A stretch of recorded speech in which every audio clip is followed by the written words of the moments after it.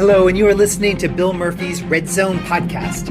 I interview leaders who inspire me in the areas of exponential technologies, business innovation, entrepreneurship, thought leadership, enterprise IT security, neuroscience, philosophy, personal development, and more. Welcome to the show.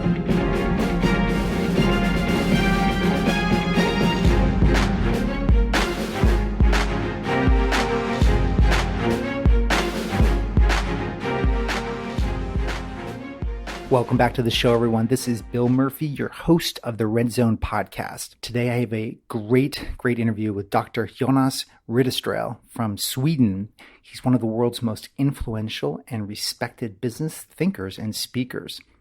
Since bursting onto the international scene with the best-selling book Funky Business in 2000, Jonas has remained at the forefront of the new generation of management thinkers. And in 2014, the global top 30 management gurus ranking put him at number 23 worldwide and among the top 5 in Europe. He has a PhD in international business and an MBA. A little bit more about this book, Funky Business. Funky Business sold over 300,000 copies for a business book. That's huge. And the book was recently ranked at number 16 in the Bloomsbury survey of the best business books of all time. He's written sequels, Karaoke Capitalism, Management for Mankind, and Funky Business Forever. And he's also written another book called Re-energizing the Corporation, How Leaders Can Make Changes Happen. And his books have been translated into 30 languages in more than 50 countries worldwide. Jonas has incredible ideas that make you think in different ways, and it's just great listening to him talk. And the title of this whole episode is, what is the last competitive advantage for humans? And you're going to learn a couple things from him today. Number one, how you can reward failure using an MSU award. Also, how you can de-risk failure and fear in your company. And as the title suggests, like literally, what is the last competitive advantage for humans? And especially around context development within your businesses and yourselves. And 2 methods for increasing your ability to handle paradox.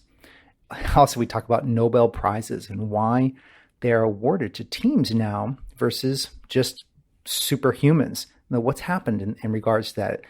And collaboration. That's a theme that's continually coming out of all my CIO conversations and all my innovation work, is how digital leaders are embracing collaboration. But what's forcing that? Why is that so imperative these days? And Jonas and I talk about it. And as humans become more like Homer Simpson, our computers are scaling, becoming more and more exponentially stronger. But humans, we're just kind of incrementally getting smarter. I mean, it's a linear path, not an exponential path. But how can you respond to this? How can you re-energize your company with ideas? How can you bring vision to your business? And how can you bring these ideas and become a better, more profound leader? And why you need more lovers and mistresses and promiscuity in your business. Not what you think it is, but with ideas and testing the new. And why planning is over and done, and why you need to be more agile, and what's happening with the young kids that's necessitating this change for businesses to be less about these prescriptive plans and more about having an agile focus. So with that, I want to introduce you to my wonderful conversation with Jonas Ridderstrale. Thank you. Hey, Jonas, I want to welcome you to the show today. Thanks. Well, this is fantastic. I stumbled into you through Thinkers 50 and some of the research and such that have been published. I've been really excited to have you on the show today. And, one of the things I hadn't heard about is, in reading your material, is about leadership and faith and building a corporate religion. I love that because it kind of flies in the face of what you would think would be politically correct. And I love that and so I'd love for you to talk about that just as a launching off point. And I know that it has a much bigger theme for you, but I'd love to just start there as far as how you convey that building leadership and faith and moving in this world. And to me, it boils down to the simple fact that the human mind is as much a belief engine as it is a thinking machine. And I think leaders great leaders have always been really pragmatic about that. As a leader, you need to provide people with something to believe in so that they can believe in themselves, the work that they do, their organization, and hopefully also their leaders. So we coined this expression, a corporate religion. At the core of such a religion, you typically find a dream. And I happen to believe it's important that it is a dream. I think there were solid reasons for why once upon a time Martin Luther King Jr. said, "I have a dream," and why he decided not to say, "I have a 5-year plan." I mean, dreams are inspirational. I mean, look at the United States of America. To me, the U.S., and I used to have a summer house outside New York, and it always fascinated me that the United States of America is not a nation state in the traditional sense. Sweden is a nation state. Belgium is a nation state. Germany. But the U.S. to me is much more an idea, sort of a big, hairy, audacious idea. And that's interesting because this idea, the fact that there is an American dream, basically means that each and every person on our planet can become American. It may take a few months or a couple of years, but you can. It's like a club. It's a movement. You can join it. Even if you're born in Austria outside of Graz, you can move to the U.S. before turning 30, become a D actor, a C actor, a B actor, a Terminator, and then a Governator. And you don't really see that happening elsewhere in the world. So definitely a corporate religion, the power of dreams and the importance today of getting people to believe. Because if you don't get them to believe, you will never, ever get access to that discretionary effort, that 10, 15, 17 extra percent that people are willing to give only when they're extremely engaged and committed. Yeah, I'm making notes as you're talking because you just have a really, what I find listening and reading, you have your ideas and your thinking pops my brain and creates these unusual synapses between, I think ideas are very powerful. And your latest book, Re-energizing the Corporation, you talked about 3 E's in the leadership model: envisioning, engaging, and executing.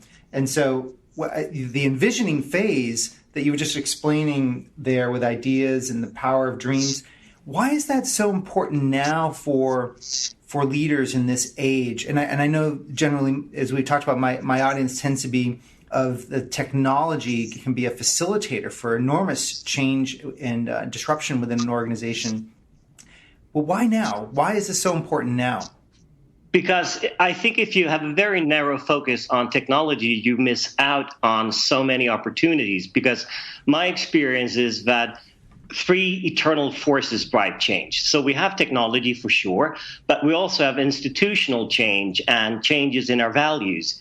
And to me, mostly the big opportunities arise in the intersection of institutional change and technological change and changes in our values. So if you don't look at the intersections, you're going to miss so many different opportunities. And also the simple fact that historically, if you were an entrepreneur, you could focus basically on opportunities that arose in your home country or in countries that were very similar. So if you did some global scanning of Western Europe and the United States, Canada, that was basically all of it. Today, we're playing a completely different game, a global game with a multipolar economy with many different centers of different kinds. So if you don't really have a very broad envisioning process, you're going to miss out. Is the envisioning process something that can be learned? Are you born with this capability, or have you found that there's a way of going through certain internal processes within the person from a personal agency perspective that you can learn to be this much more profound thinker? I think more or less everyone is born curious, and curiosity, of course, is at the core of doing envisioning. But there is also a risk that as you get older, you become more conservative. And to some extent, if you look at social media and how social media basically forces you into an increasingly narrow tunnel, you have to break out of the box. So one of the things I try to do is every time I'm out flying, doing some gigs with clients, I try to pick up a magazine or a book about something that I'm completely uninterested in, something that seems really boring, because otherwise there's a risk that over time my trajectory becomes increasingly narrow in terms of the stuff that I use in my envisioning process. So I have lots of weird magazines and books at home. So widen the input so that you're pulling from more sources. Widen the search, yeah. Okay. And that means, I think, from a corporate point of view, that you have to allow for a lot of diversity, because you cannot do all the search on your own. I think historically management was very much a question of stamping out deviance. I mean, primarily negative deviance, but if we build a couple of positive deviants, weirdos, oddballs, entrepreneurs, mavericks, that was a sacrifice. But hi, everyone. This is Bill. You're probably wondering why I'm talking right now. Well, I lost the recording for part 1. It cut off right here, and I am bridging you into part 2, where I discovered that it wasn't recording and pressed the play button. But there's one thing that you missed that I wanted to make sure you got, because it's super important. Jonas talks about developing lovers, mistresses, and being more promiscuous with our ideas, and being more promiscuous with the ability to do dating of new concepts, new thinking, new patterns within your organization. And this is really important, because we can become really wedded to our core systems, our core people, our core processes, our core revenue streams. And he really encourages this concept of dating new ideas, taking on new vendors and new products, and really looking for ways to bring the new and not becoming too wedded to the old. So that's a concept that you all missed. Want to make sure you got it. And then we moved into learning and how important it is to develop paradoxical thinking and lateral thinking and taking on new ideas. And where we pick up his concept of horses. He wasn't very comfortable with horseback riding, and he loved that he tackled this it's a love that his wife had, and of horses, and he started to ride more and embrace this concept of riding horses. And so that's where we pick up our conversation, is in his discussion about horse riding. Enjoy the rest of the show. Be with the horses. I can read up on things, and genetics is interesting, and this is a good application of that. So that has been my way into Karin's life with horses, and it basically means that we can spend a lot of time together. She can do all the riding, and I mean, she's much more of an expert when it comes to breeding still than I am, but it has enabled me to enter a completely different field where the learning curve is so steep. I mean, when you do something where you have basically no knowledge at all, I mean, talk about exponential growth in terms of the kind of stuff you learn. Yeah, absolutely. And I think when I have the conversations with CIOs and leaders of technology within organizations, that width of the imperative for leadership right now is having a wider perspective on people and ideas and thinking and continuous learning. And I think that's a challenge for people to continuously learn. What is your thoughts on continuous learning for the population of leaders? What do you hear, and what are your thoughts on that? I guess the simple fact that we're all getting older means that in many cases there will be people who will not have a single career, but you will have a dual career as a person. I mean, at some point in time, you may say, okay, I've been doing this now for 30 years. What about the coming 30 years? So that will be, I think, a reality for a lot of people. And when the half-life of knowledge is coming down so fast, as it is right now, especially in the tech sector, you cannot really believe in this idea that you should take an overdose of knowledge until the age of 25. And that overdose is then going to make you high and flying for the coming 50 years. So I think continuous learning today is becoming a very natural aspect of organizational life. And the fact that a company cannot only be a place where you perform, it must also be a place, a gas station for your brain. Or look at sports, which I think is a really good metaphor. In sports, you practice and you play games. No single team can win only by playing games. You also need to practice. And I think that is true also in a business setting today. You need to have an arena where you practice, where you try out things, and not only consider each and every day as a game day. So in today's environment with the human IQ, I've often in my presentations, I'll show the trajectory of human IQ since the early 1900s. And then you look at it today and it's just, as a percentage, it's just not great as far as our ability. We're not scaling IQ a tremendous amount, but it is going up gradually. But then we look at our machines knowledge, that's following Moore's law, which is exponentially growing every year and a half. So how do you talk about the growth of knowledge and then our collective intelligence not meeting one another? And how do you approach that?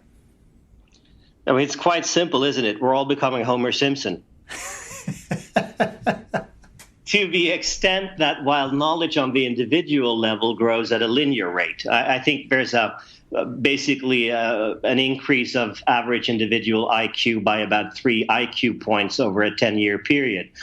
Knowledge on the societal level, what we know, all the stuff that's on the internet, all the books, all the gurus, all of that stuff, that grows at an exponential rate. So there's this growing gap between what I know and what we know. Put differently, we're all becoming increasingly stupid. We're becoming Homer. There is no hope of becoming this Renaissance person that can do each and everything and excel. And it's quite obvious. We had the Nobel laureates in Stockholm, where I live, last week.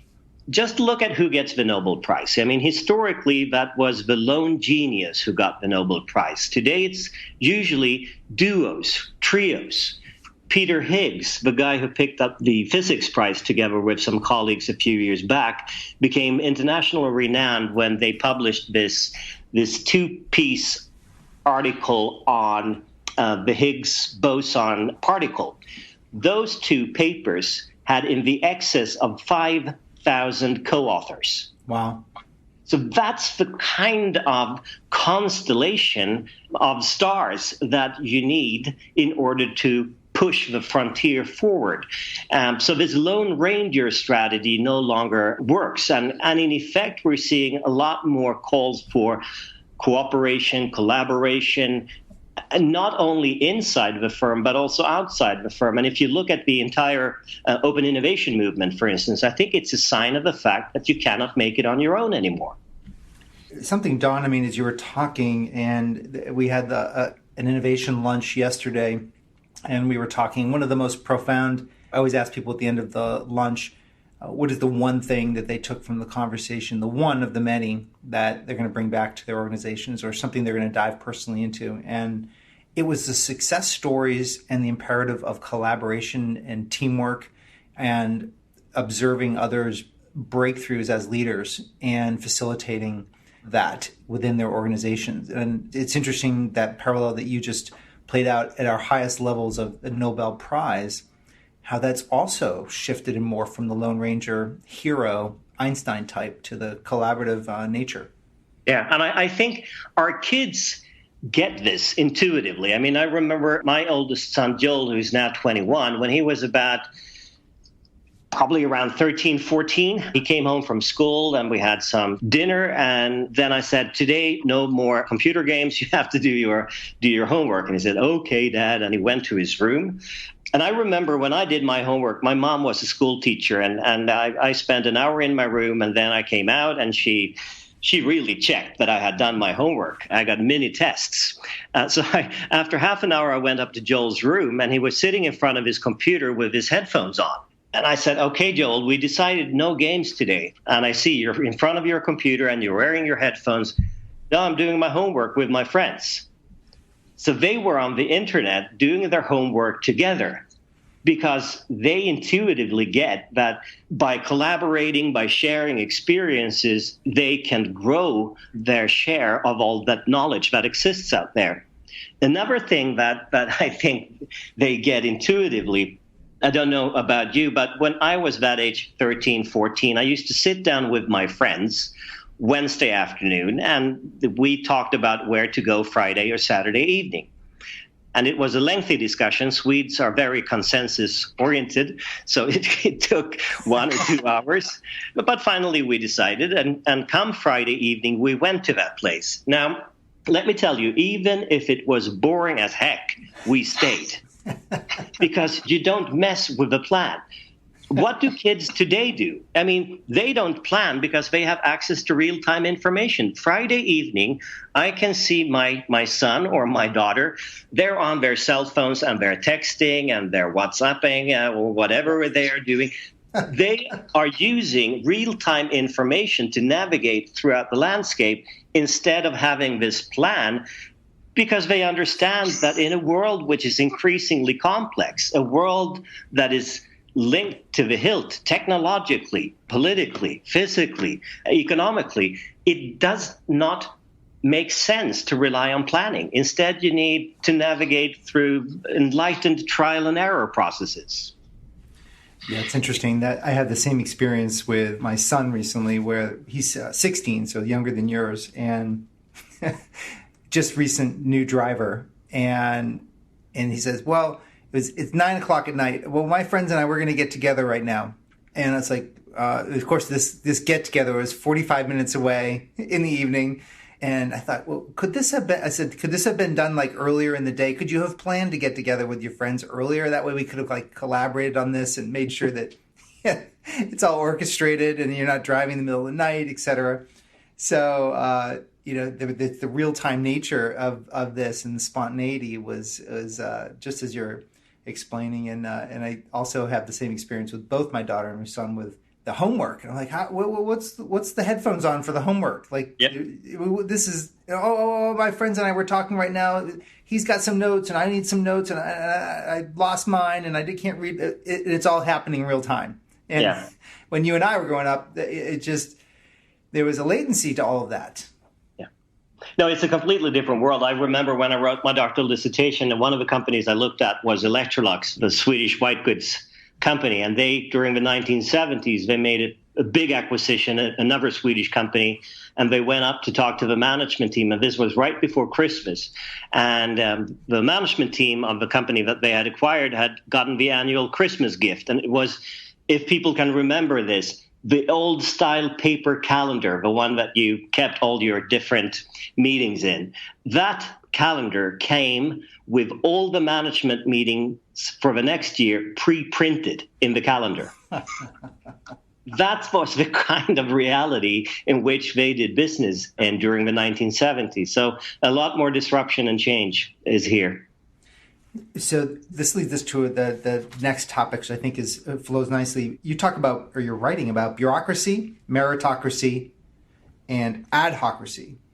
And I personally love meritocracy, but I would love to know your lens of reality on those three topics as it relates to what you think modern leader or modern business needs to interpret all of those.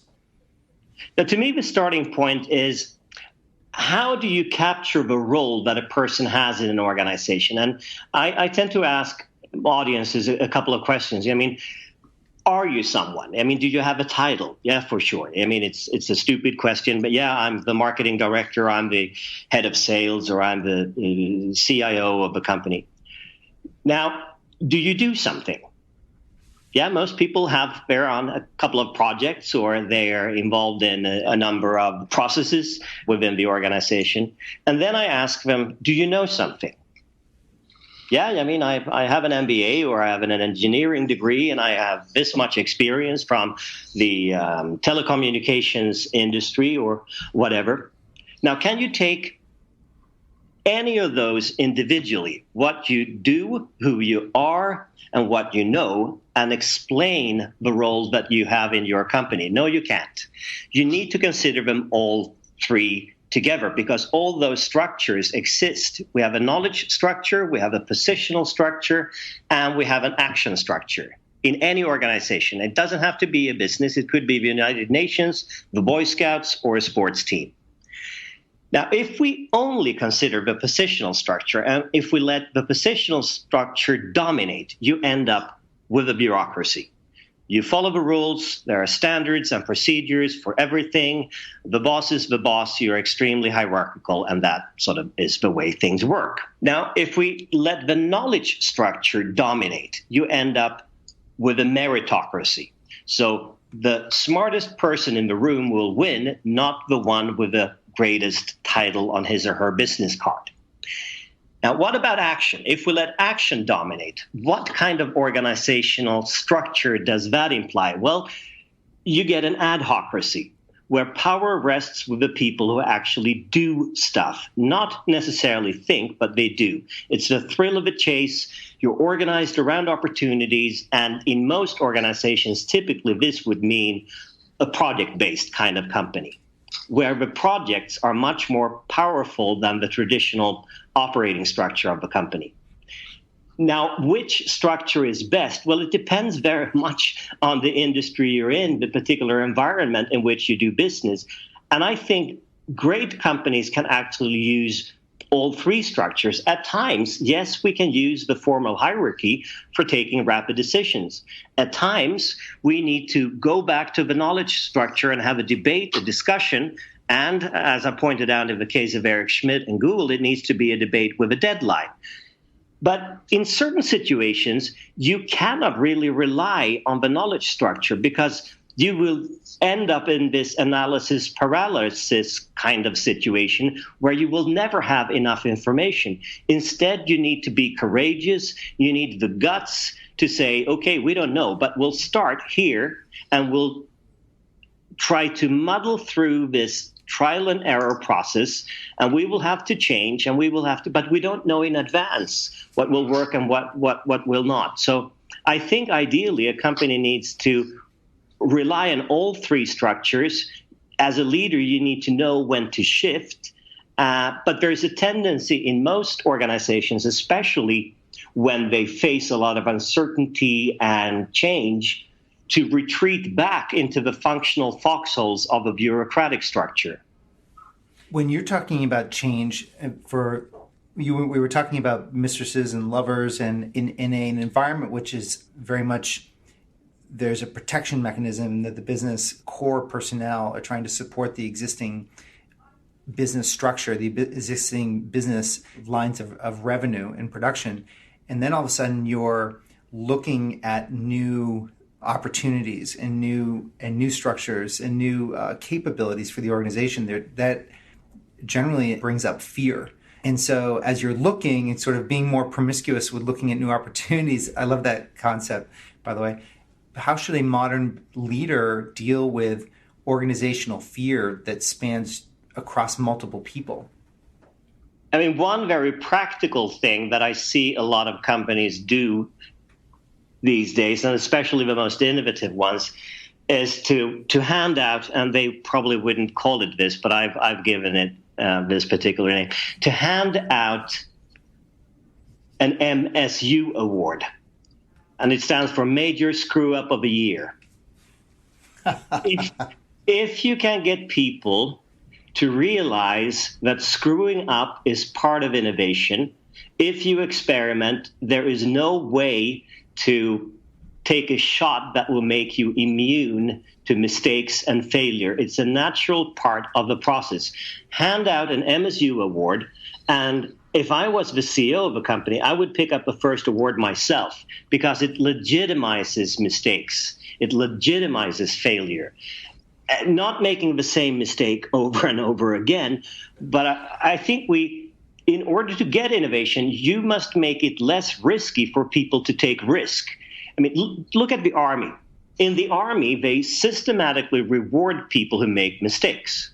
I know it sounds a little bit weird, but think about it. You go to war, you lose half a leg, you come back home, and you get a medal.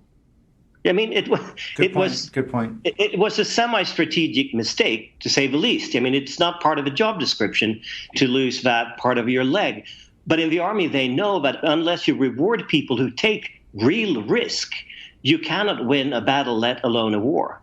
Yeah, I can't agree with you more on that. And you had mentioned earlier that Eric Schmidt of Google, you mentioned the concept of he has too many people reporting to him. Thus, he's forced to not micromanage because it creates an overwhelming situation. It creates a brand new model of management and leadership to emerge. You also said that he has a debate with a deadline. I don't remember us talking about that. What was that he does with you can debate a topic, but it has a deadline, or is that the concept? In essence, I think it's leadership the Oprah Winfrey way. Let's put it like that. Okay. I mean, a leader of a talk show, the good ones will treat the guests as stars. They're still the leader of a conversation, and they can decide now we need to move on and now we need to have a break and all of that stuff. But it really, as a leader, you need to take a step back and let the others be stars. Listen to all the different voices of dissent. Let the debate bubble and brew throughout the company. And then at a certain point in time, you need to step in and say, okay, we've now heard all the different voices of dissent. The time has come to make a decision. It needs to be a debate, a discussion with a deadline. That's very different from leadership, where you historically expected the leader to have all the answers to all the critical questions. Now, I think in most organizational landscapes, if the leader can ask really smart questions, the answer may be out there somewhere, but you cannot really know that in advance.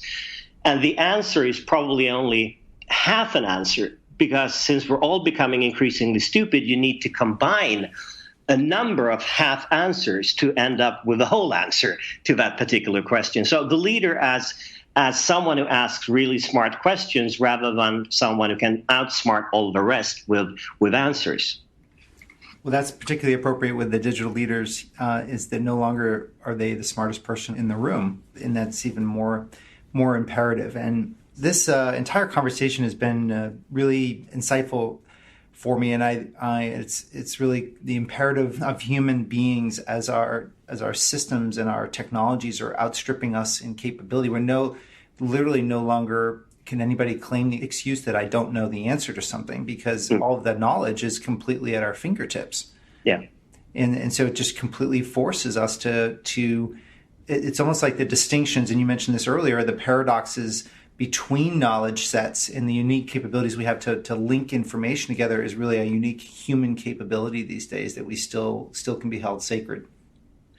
And I guess it also raises the question, what's the last competitive advantage of man? I mean, is there a role for simple human beings in a world of artificial intelligence, machine learning, and exponential growth in the capabilities of the machines to deal with information and knowledge? And I've sort of been asking myself that question over the course of the last few years. And I think there's a role for us to play. There is a last competitive advantage of man, because there are things that the machines still don't understand. And I think they will have difficulties getting a grip on those things. I mean, one of them is context, nuances. I mean, many of us have Friday, Saturday evening found ourselves in the position where you hear someone say, honey, do I look fat in this one? And you're supposed to say no, right? What will the machine say? Well, compared to 95% of the population, you are extremely obese. Because the machine doesn't understand the concept of a white lie, because it has no clue what context and nuances mean. Or look at emotions. Will the machine understand empathy, generosity, kindness, decency, spontaneity? All the stuff that makes us human when we're sort of the good version of humans. So for sure, the machines will help us with a number of things. I think they will help us to deal with the fact that the human being 1.0 came with a number of bugs. We have a tendency when we take decisions to focus on me rather than we, and we want things to happen now rather than then. So we have 7.5 billion people roaming around screaming, me now, me now, me now, when what the world really needs is we then, we then, we then. But the machines can certainly help us. And if you look at human augmentation technologies and how they will make us slightly more rational, I mean, at best, they will help us by becoming our own personal shoppers. At worst, they will become private correction officers that will keep track of all the stupid things that we do. Because at the end of the day, most of the problems we face as mankind are man-made problems. If you look at global warming, if you look at obesity, if you look at the financial crisis, man-made problems. Yeah, you're right. You can either look at it as something that's going to help us do shopping, or it's going to potentially help us with before decisions of looking through our different biases or cognitive. There's 50 plus potential biases that we look at any situation through that lens, just natural human evolution, kind of where we are today. And so, can a machine actually help us make better decisions from that angle? So it's an interesting, or just buy our shopping, which is super simple. Well, as we wrap up today, Jonas, I want to thank you for coming on the show and sharing your knowledge and wisdom with my audience. Is there a last parting comment or thought that you wanted to leave everyone with, that you're like, gosh, I wish Bill had asked this question, that you think would be impactful for my listeners in the companies and families and societies that they work within? Maybe a last piece of very practical advice. I mean, human beings, we have a tendency to develop routines for just about any little activity in life. And don't get me wrong, we need those routines. Otherwise, our brain would explode at 6 o'clock in the morning. But one of my younger brothers, who's a professor of medicine, has been trying to tell me that you need to change your routine, small things, because it exercises the brain, it keeps it fresh. And one of the routines that we all have is that in the morning when we step outside the shower, we start by toweling a very specific part of our body. It could be your face, it could be your left leg, your right arm. It's not something that you think about, which I guess is the point of having a routine. But after people have listened to this podcast, the day after, when they step out of a shower, I would urge them to think about what part of our body to start drying and then make a conscious decision to change. And I don't know if it's going to have any impact on their individual careers. I don't know if it's going to have any impact on the performance of our companies. But what I do know is that when I wake up after having listened to our podcast, I will know that right now a couple of thousand executives are standing naked outside their showers, thinking about me and what part of their body to start drying. And that's going to make my Christmas. Be intentional about our toweling. No, I mean, change is very personal. I mean, You don't change the world through a mass revolution unless someone takes the first step. So we change things letter by letter, word by word, sentence by sentence. And change is always something that you need to assume responsibility for. You need to be the change that you want to see in your company, in your industry. Yes, and those changes could be even the point you made earlier about reading something new, reading a magazine article, grabbing a book of poetry that you put down after college, doing something like little tiny baby steps that make big shifts over time. I think that's fantastic. It's part inspiration and part perspiration, and you need both. Be the inspiration. You be the inspiration. Don't wait for the company to be inspiring. You bring that in. Okay, I love that. Well, Jonas, thank you very much. And as far as people reaching out to you and wanting to have further discussions, do you have a LinkedIn or a website that would be most appropriate, or Twitter that would be most appropriate for people to communicate with you through? Probably the easiest is either LinkedIn or my website, which is jonasridderstrale.com. Okay, we'll definitely put that in the show notes so that folks can go there and get your latest material, books, and speaking. So I want to, Jonas, thank you very much for coming on. Thanks for having me. Thank you. Bye-bye. Bye. So there you have it. This wraps another episode of Bill Murphy's Red Zone podcast. To get all the relevant show notes, please go to our blog at www.redzonetech.net/podcast. Additionally, make sure you go to iTunes and leave your comments in iTunes about the show. This helps our show rankings enormously, and it helps support the show. Until next time, I appreciate you very much for listening. Thank you.